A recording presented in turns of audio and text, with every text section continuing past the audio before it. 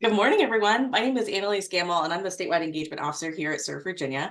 I'm excited to chat this morning about the Virginia Community Engagement Index, both what it is, if you're not familiar, a quick refresher, and then we're really going to be talking about plans for 2025. This is a really exciting project that we get to partner as an ecosystem on, and so we're really excited to talk more about what it is, how it can help you at your organization and in your work, and how we can really help to make sure that this year's survey gets out to the most number of Virginians possible so that we can really get that representative and diverse voice in the survey. And so let's go ahead and get started.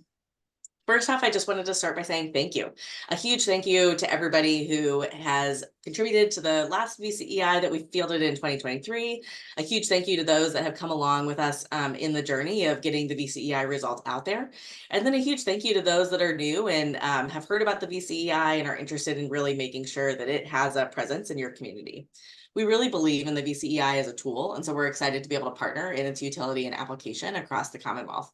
But also want to recognize that the VCEI would not be here without your help. And so just want to say a huge thank you up front to everybody who's helped share the VCEI, the survey, the results, the application in your communities. And thank you in advance for your help to get the 2025 survey fielded as widely as possible across the Commonwealth.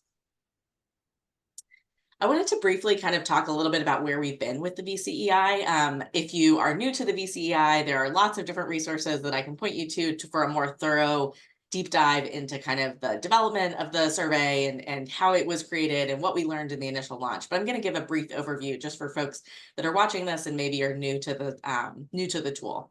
So the state service plan for the Commonwealth of Virginia was launched in November of 2021. This was a 2022 to 2024 state service plan.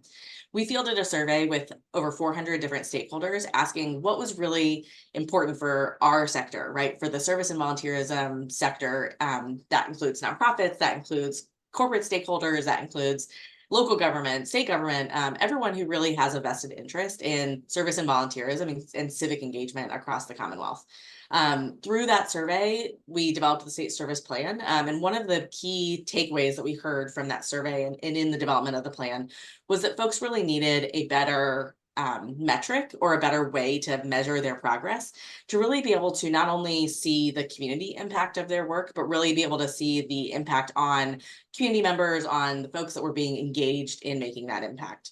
And so we made a priority to develop a civic engagement index, some sort of tool that we could use across the state to really help benchmark, to help to measure our success, really to better understand the landscape of civic engagement in Virginia.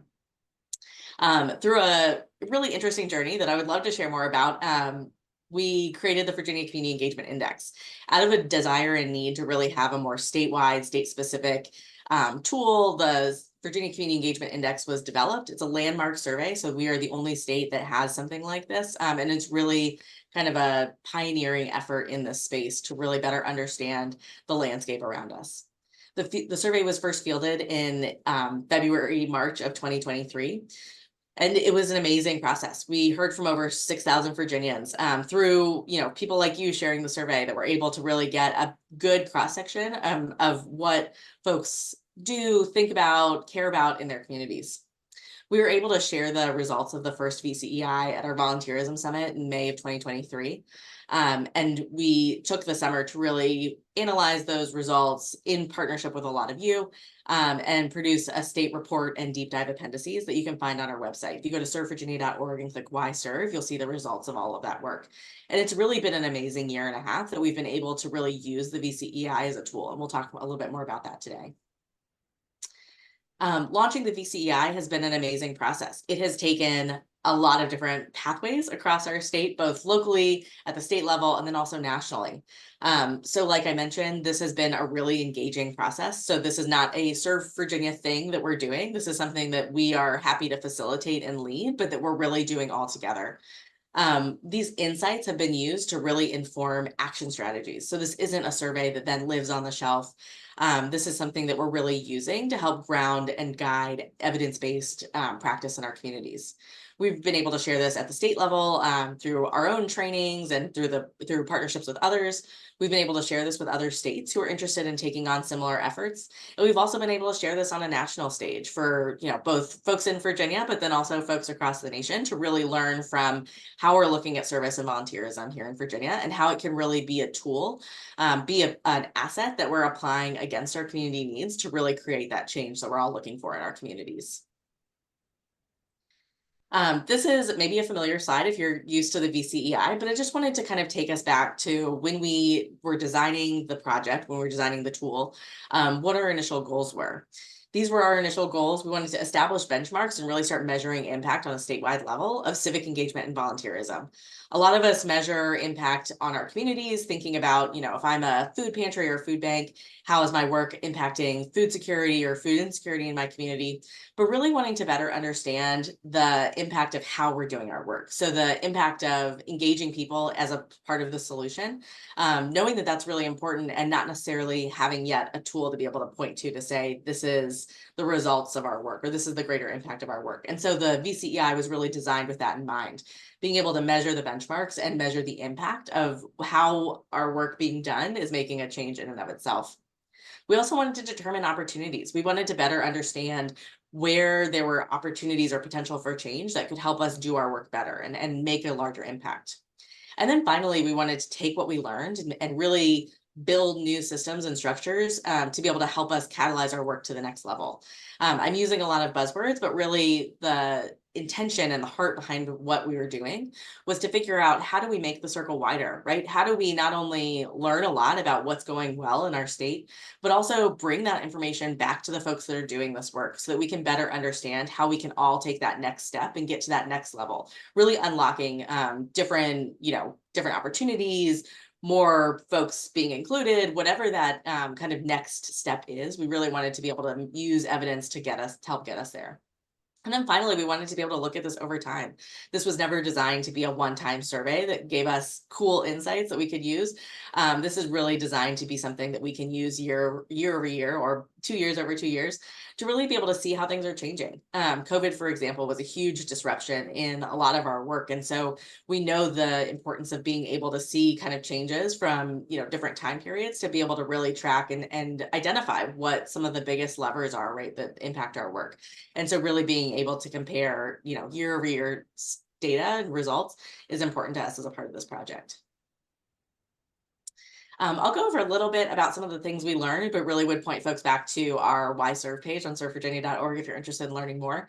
Some of the things we learned, though, were a lot of this information, right? It's creating these benchmarks and really being able to understand the impact of volunteers across Virginia. We started to understand what folks care about and how what they care about really ties into where they show up. This is not a surprise to a lot of us in the field, but we were able to really kind of get the data behind the assumption that what folks care about is going to guide where they invest their time and talent. And so being able to really look at those connections in a deeper way has been really helpful as we start to think about how to motivate more folks into volunteerism. We were also able to compare what folks do in their service lives with how they act and show up in civic spaces. So kind of taking that more broad view and not just looking at our volunteers as people that are going to come help when we have a need, but really thinking about this broader, ecosystem that a volunteer exists within, right? So it's not only are they showing up for our volunteer days, but it's also thinking about, are these folks that feel empowered or mobilized to also go speak on our behalf at a community meeting? Are these folks that feel, really empowered or excited to be able to go talk about the work of our community in other spaces? And so we were able to really start digging into this idea of like what civic identity or what civic actions folks most often take in their communities, really helping us paint this better picture of what skills and assets our volunteers feel really confident in and where there might be opportunities to invest, right, in the volunteer experience. And then finally, I think, for a lot of us on the call, we work with volunteers. And so we're thinking about the practical, how do I get more volunteers in my community showing up in my organization, right? And so there was a lot of really rich data that we were able to pull from the first Virginia Community Engagement Index that helped us create really amazing tools and training resources that help us better understand how to tailor that invitation, how to get the word out, how to really motivate and mobilize people as a resource that we can then apply in our community. We often think about grant funding as kind of that big, impact, right? Of like, if we have the money, we can do all these things. And, we're oftentimes sort of starting to change that conversation. If we have the people that are passionate and showing up and are dedicated, we can do a lot, right? And so kind of being able to look at the opportunity of mobilizing people as another way that we can really invest in our community stability or community resiliency, I think is really important. And the VCEI really gives us a lot of evidence-based tools, techniques, and ways to think about how to do that. So kind of going back to our goals, you can probably see really how we have been establishing these benchmarks, really better understanding what this has looked like across the state, really measuring the impact, right, of how many folks are showing up and where they're showing up and what that's creating in our communities as far as developing volunteers. And then we're starting to determine those opportunities, right? This work is ongoing, but we've really seen a lot of movement in those areas. What we're really excited as we continue to field the VCEI every 2 years is to continue in these last two goal areas, really to rally and build and track our progress against those established benchmarks, against that impact that we were measuring, right? And so the 2025 VCEI will continue to address all 5 of these goal areas, but I really want to get folks excited about the opportunity here to use the VCEI data to really help in these last 2 areas as well, to really help bring folks together. This isn't something that lives on a shelf. This is something that we hope folks are using every day in their work, or that's guiding, pieces of their work, really to help think about, if every Virginian was volunteering, what would be different in our state, right? And I would guess a lot. And so as we come together and kind of think towards that big vision, the VCEI is going to help us create a map to get there. Over the past 2 years, we've been doing a lot in partnership with a lot of you. So a lot of you have shared our social media graphics, have shared the findings from the VCEI, have hosted us to or presented this information to your folks personally. And so we just, again, want to say thank you and are really proud of how far the VCEI has gone over the past couple of years. A lot of this information is putting numbers to what we've known and also shining a light on things that we weren't aware of. And so we're really excited by the ways the VCEI data just in and of itself is really making an impact in communities. We were also able to develop the volunteer engagement toolbox. And so if you're not familiar, this is an amazing resource that's available on servevirginia.org. This is founded in VCEI data. So a lot of this is rooted in what we learned in the VCEI, and it's the top 6 tools that we heard were most important from our community, really using evidence to help inform how we can, start tapping into trust, right? Really helping our volunteers better understand their civic identity and their opportunity for civic action, helping to increase volunteer management capacity, and using this as a tool that you can, share with your directors and peers and different things to really help better understand the importance of volunteer management. So there's a wide variety of topics that are covered in this toolbox, and I would really encourage folks to check it out if you haven't already. I'll make sure that this is included in the follow-up materials. But this is just one way that we've been able to use the VCEI data to create really rich tools and training that have helped inform kind of our practice as a field moving forward. And then finally, something that we're really excited about, and I think Andy might talk about a little bit more about this as well, but the VCEI data has also been the foundation for a new framework that we're using in community visioning strategies. So the SERV framework was developed by a group here in the central region of Virginia to think about how we can really start to mobilize more service and volunteerism as a resource against some of these big critical community needs that we, are identifying across multiple organizations, across multiple industries and sectors as priorities. And so really thinking about service and volunteerism as that asset that we're going to apply, right? And so the SERV framework was really founded in processing through the VCEI data, thinking through what resonates, what really stood out, and being able to come up with a strategy that communities can use and apply in their work to think about how to really increase service and volunteerism, how to really continue mobilizing more volunteers. And so this is just one example of how we've really used the VCEI data to kind of help take our practice to the next level. And so we'd be happy to come, talk with you more about how to apply the SERV framework in your community. But just wanted to really call this out as one really tangible way that we're making progress and really making the VCEI data something that's actionable. When I talk about the VCEI data and I say applying the data or really like using it as a tool, folks sometimes do the whole like cock your head and like squint because they say, well, it's a survey, right? It's a data set. And it is all of those things. But really where we see the most value in the VCEI is its journey throughout the community, is really what it's able to help us do as people, as passionate, advocates in our community, really seeing that it has a larger life to live outside of just being a data set. And so we're really excited to be able to continue growing what we know through this evidence base through this year's survey. And we're excited to also continue growing what we want to know, right? And so while a lot of the survey this year is going to be providing updated data on a lot of the things that have helped create these tools, we're also really excited for the future of the VCEI to continue learning more about the volunteerism sector across the Commonwealth. And so with that, I'm going to pass it over to Andy Bates from SIR to share a little bit more about how we've made some tweaks and developments for the 2025 Virginia Community Engagement Index Survey that will be available coming soon. And so Andy, I'll pass it over to you. Great. Thanks, Annalise, and hello, everybody here right now and in the recording sphere.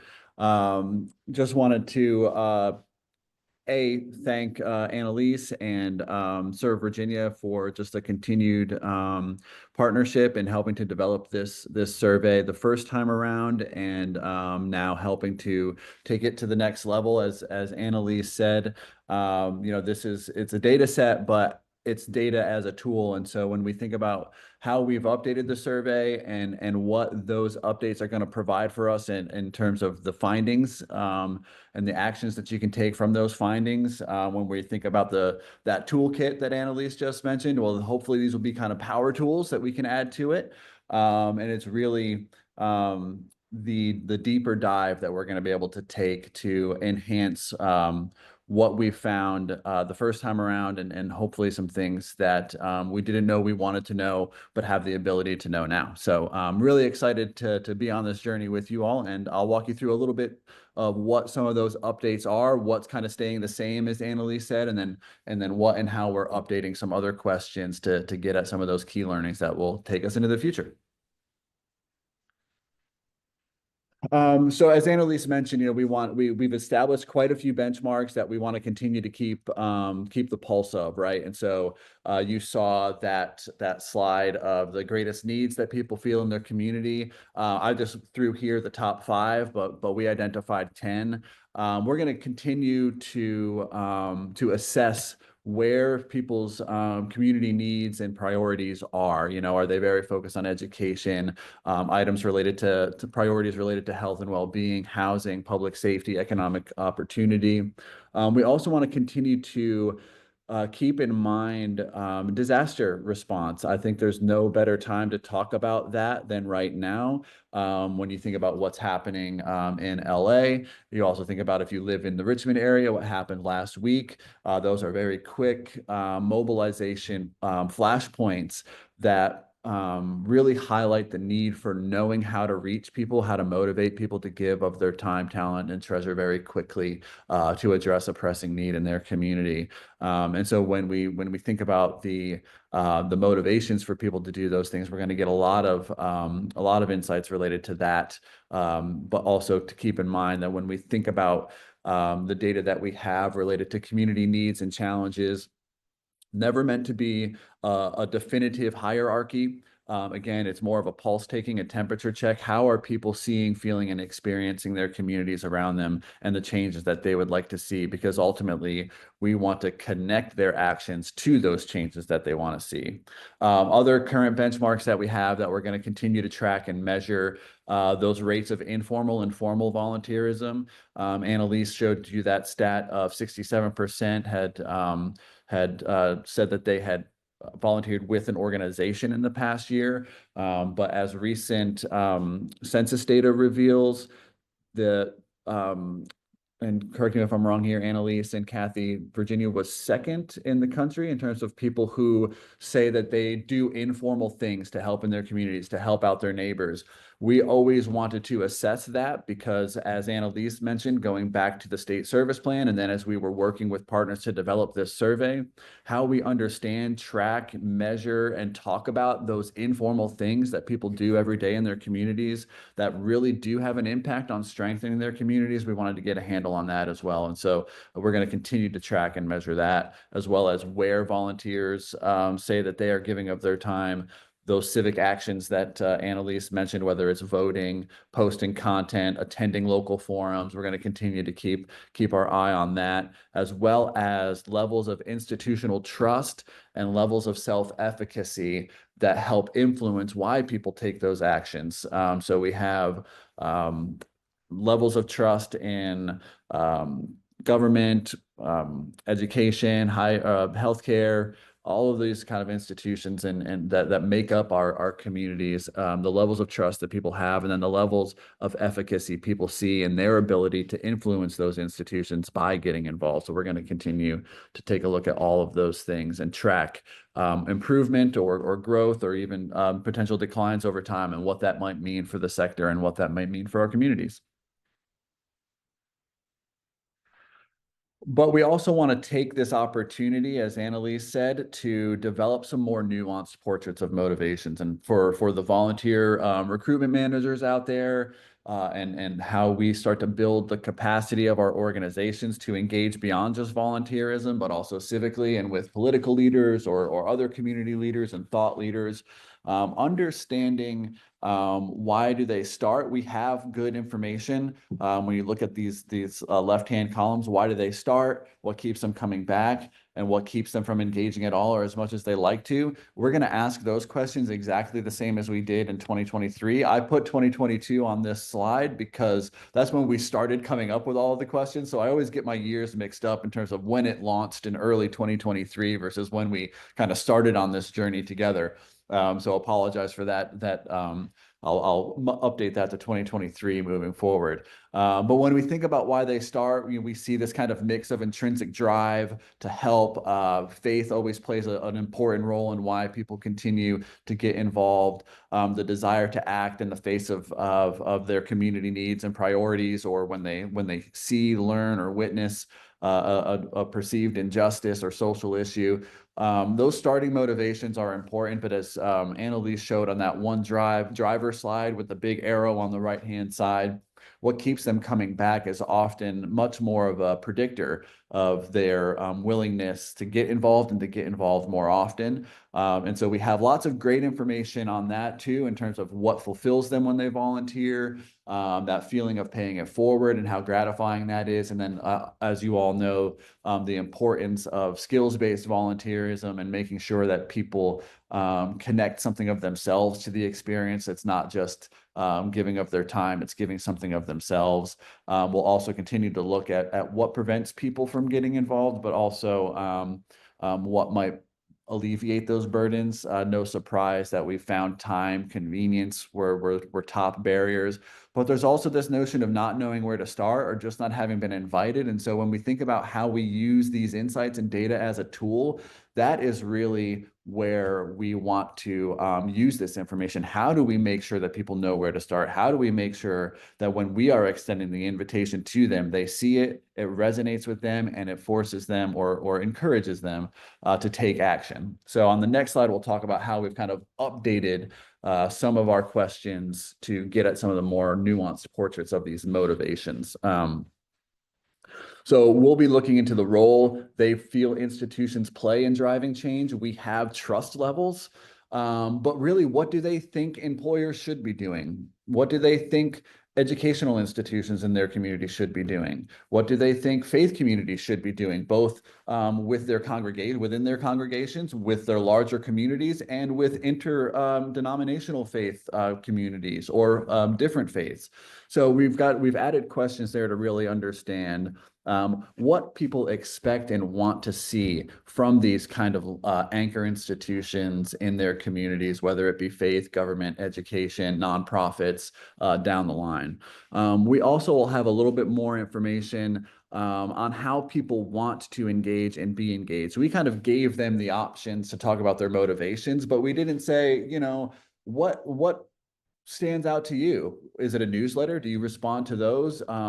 How do you want to be engaged in this work? And a key part here that I think is important when we think about how people want to be engaged, as Annalise mentioned, we had roughly 6,000 respondents. Half of that pool came from folks like yourselves pushing out the survey link to your networks. But the other half came from a general panel, which means that we have a lot of insights into just the general public, a representative sample of Virginians, right? And so we can look at it both in terms of how do people who are kind of already in this funnel of service and volunteerism, how are they thinking? But also how about people that we might not be reaching, right? So in terms of the general public, what are some distinctions between those two? And that's really important when we think about how people want to engage and be engaged, because you probably have a good understanding of folks kind of in your network, in this ecosystem. But what about those folks that are kind of maybe on the periphery and maybe just need that little extra nudge to get more involved? So we'll have some more insights into that.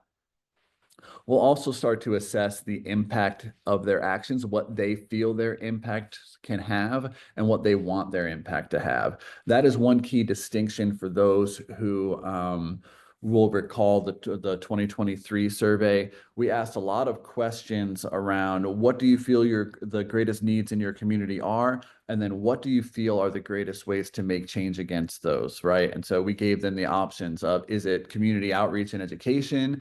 Is it stronger policies and laws? Is it volunteerism and service? Is it donations?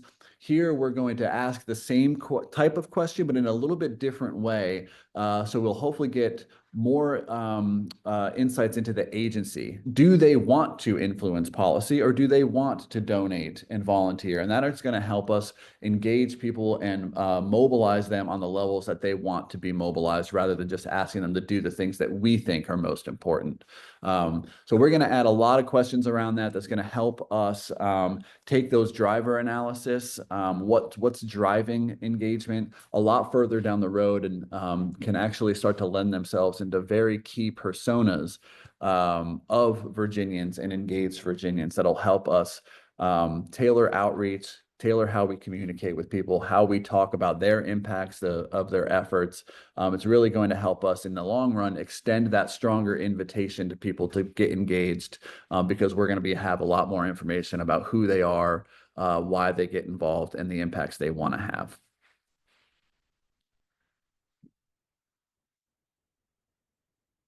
And finally, as Annalise mentioned, we're going to take some time here to measure the effectiveness and examine the strength of the ecosystem. And so when we think about that SERVE framework that Annalise talked about, that was developed, that was kind of this is the prototype, right? That was developed through a series of intensive workshops with a pilot group here in the Richmond region to think about, okay, if we believe in this data, which we do, and we want to put it to our best use, what do we think are the strategies that are going to come out of what we learned, right? And so when we think about those strategies, it was, how do we meet people where they are in their workplaces, their schools, their faith organizations? Those were all key places that registered high levels of trust and that we felt could be the kind of the best places for mobilization. So how do we meet people where they are?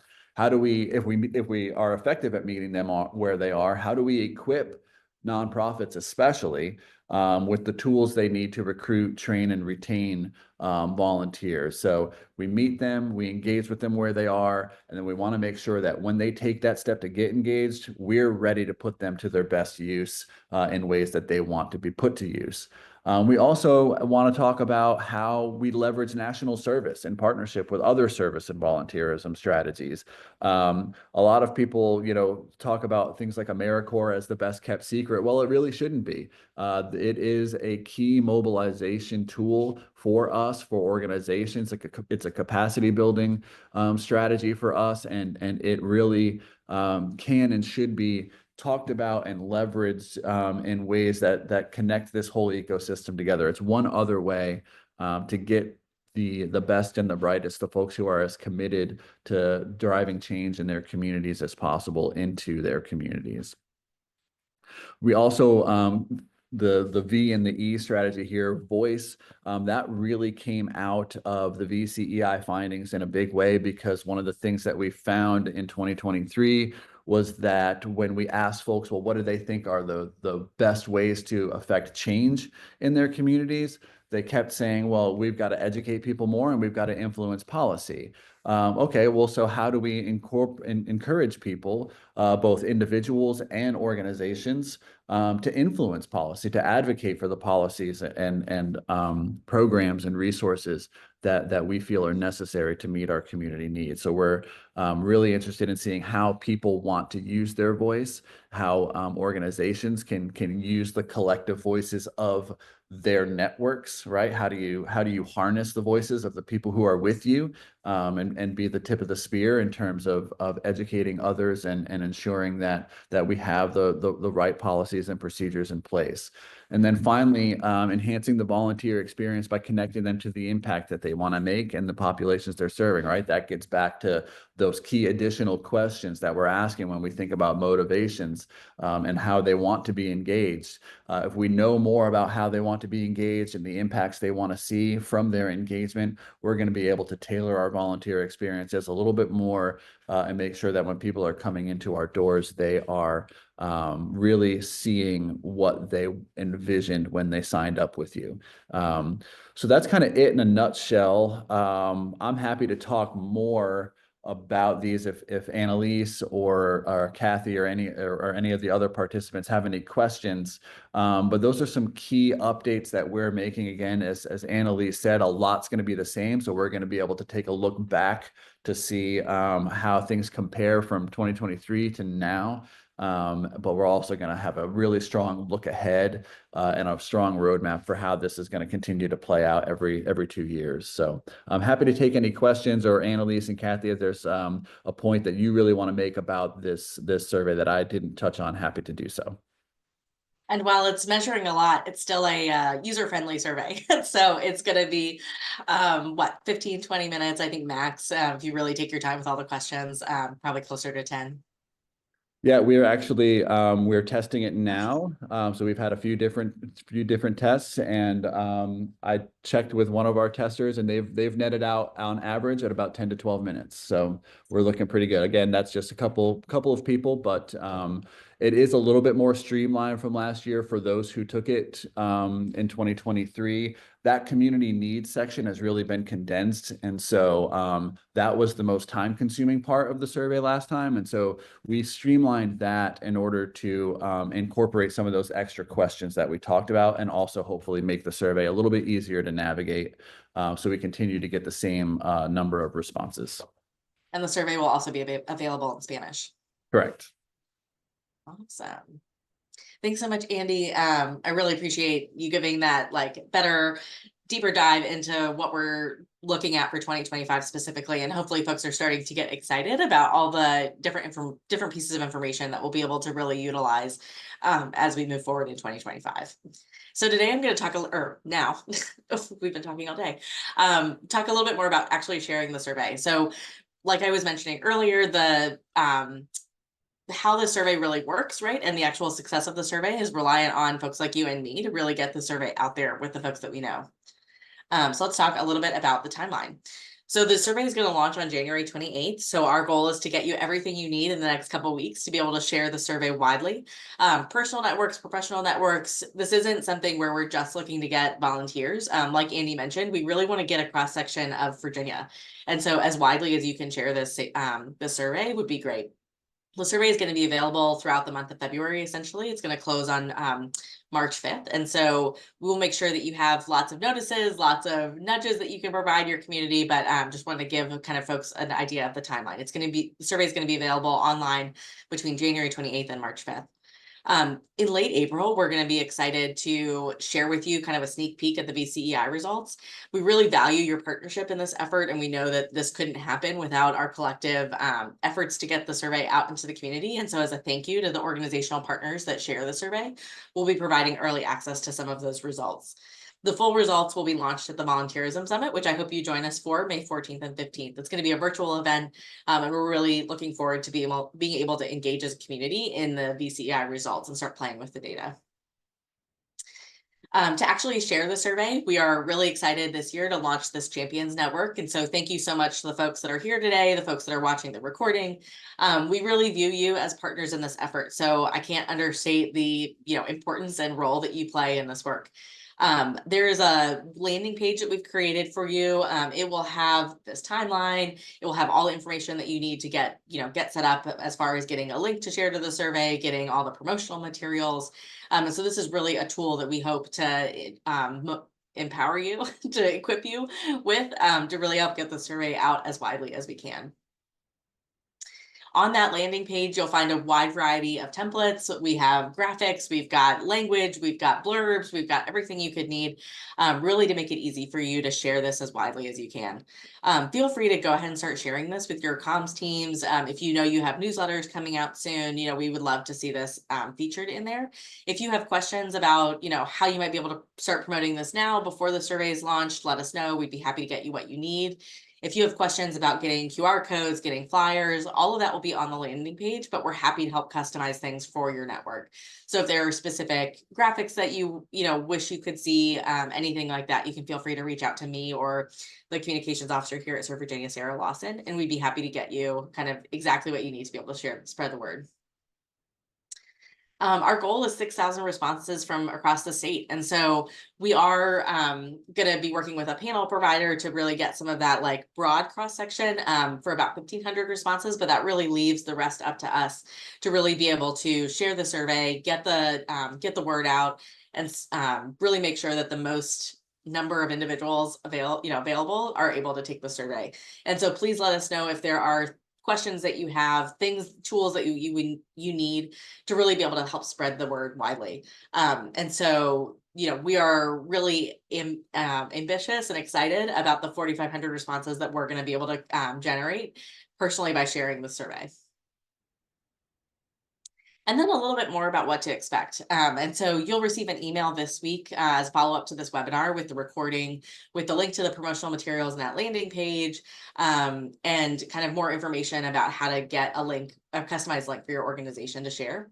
On January 27th, you'll receive a link that you can start using to paste into some of those templates to start sharing widely in your community. We'll officially launch the survey on January 28th, so we'll be sharing it consistently on our social medias, in our newsletters, things like that. And so if it's easier to reshare, feel free to do that as well, in addition to sharing it from your own social media platforms and things like that. If you have any questions in the interim, please feel free to reach out. We will also be, communicating with you as to how the survey is going in the survey time period. So when the survey is live between January 28th and March 5th, we'll be letting you know kind of how responses are going and if there are spaces or places where we're really looking for more response so that we can partner on really trying to get that best cross section. And finally, I just want to say thank you. Again, this is something that we do together, and we're really excited to be able to partner and collaborate with all of you in this space to think about how do we represent the voices of the most number of Virginians and really get, amazing training tools, information in the hands of the folks that really, are looking to make a difference and change in their communities. And so a huge thank you for being a part of this effort. Thank you for your partnership. And we're looking forward to seeing what we can learn in 2025.